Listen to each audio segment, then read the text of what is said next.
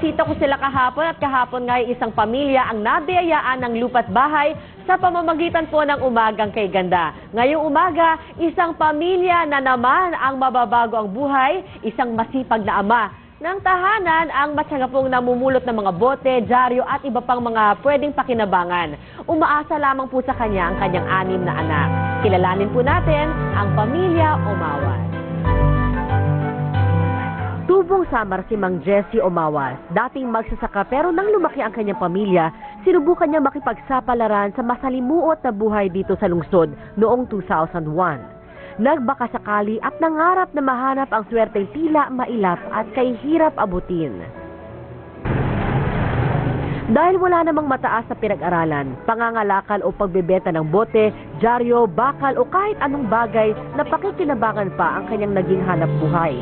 Nang makaipon ng kaunting pera mula sa pangangalakal at makahanap ng lugar na matutuluyan, pinasunod na niya rito sa Maynila ang kanyang pamilyang naiwan sa probinsya.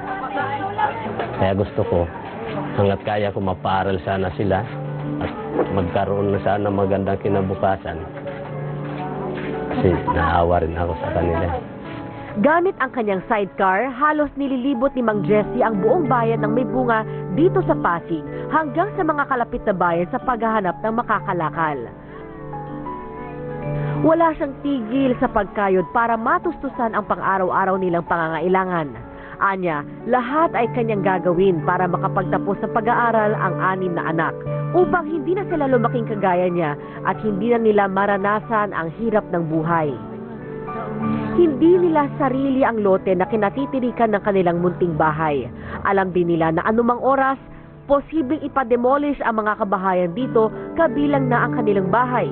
Pero hanggang hindi pa ito nangyayari, ginagawa nilang mag-anak ang lahat ng kanilang makakaya at pinipilit nila itong pinagsisinop at pinagtutulungang maging maayos at kaaya-ayang tirhan.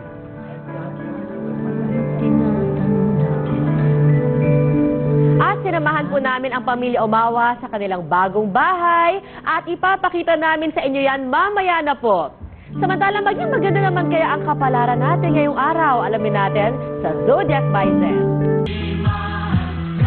Ayan mga kapamilya, nakita natin kung gaano kasama ng traffic, ha? Nako, ganyan talaga ang dala ng holiday season. Pero maiba naman tayo, talaga namang todo kayod ang pamilya Umawas para po makaraos sa araw-araw. Binubuhay po ni Mang Boboy ang pamilya sa pamumulot po ng basura. Panuulin po natin kung paano mababago ang buhay ng pamilya Umawas sa kanilang bagong bahay.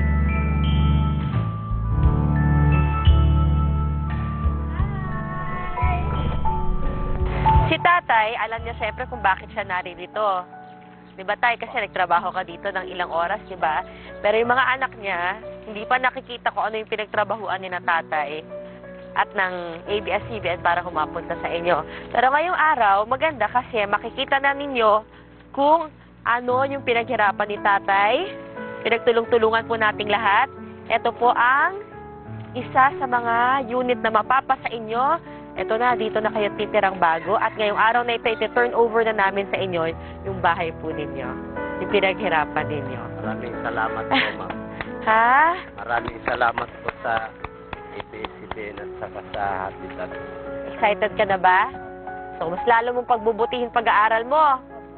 Ibibigay sa atin ni engineer yung susi. Ito ang susi. O, ayan ang susi. Si Bunso na po hawak. Sino ho? Si Bunso po ang hawak. Ikaw ang hawak ng susi. Ayan. Kitchen pa lang to, ha? Ayan. Yay! Nagpapasalamat po kami sa ABS-CBN at saka sa Habitat. Lahat po ng bumuo ng programa na to. Pag nagkaroon tayo ng bahay, sabi ko, masaya na tayo. Halos hindi mapawi ang ngiti sa labi ng pamilya Umawas sa labis na ligayang kanilang nadarama nang makita ang kanilang bagong bahay. Sobra sila nagpapasalamat sa Diyos dahil sa biyayang kanilang nakabit. Tunay na pamaskong handog na hinding-hindi nila makakalimutan habang sila ay nabubuhay. Mula sa amin sa Umagang Kay Ganda, congratulations po sa inyo at naway natagpuan na ninyo ang swerteng kay tagal na ninyong hinahanap. Tatay Buboy! Nako, congratulations po talaga sa inyo. Oo! Ay, nako, ang sipag-sipag talaga ng pamilyang yan, ha? At saka ang maganda dyan, yung pamilya, very intact. Kasi yung nanay, nandun sa bahay. Si tatay, kahit nangangalakal, gusto niya siya lang mangangalakal para daw yung value sa pamilya, hindi daw mawawala. Good. Kaya yung mga anak niya mababait talaga. At talaga naman nakita po natin kung gaano po sila kasaya dahil nabiyayaan sila ng bahay at lupa at sana tuluyan na nga magbago ang kanilang buhay at kapalaran. Naibigay po ang bahay sa pamilya Umawas sa tulong ng natural na makers ng Ampalaya Plus. Pero gusto po naming ipaalala na may konti rin silang babayaran sa paglipat nila po yan po sa bagong bahay. Sabi nga, ay para maramdaman nila na talagang pinaghirapan nila po yung bagong bahay na yan. Naniniwala po kasi ang Habitat for Humanity sa kasabihang don't give them fish Yeah. but teach them how to fish. Narito na naman ang isa pang babati sa Pamilya Umawas. Para sa Pamilyang Umawas, believe kami sa inyong ginagawa.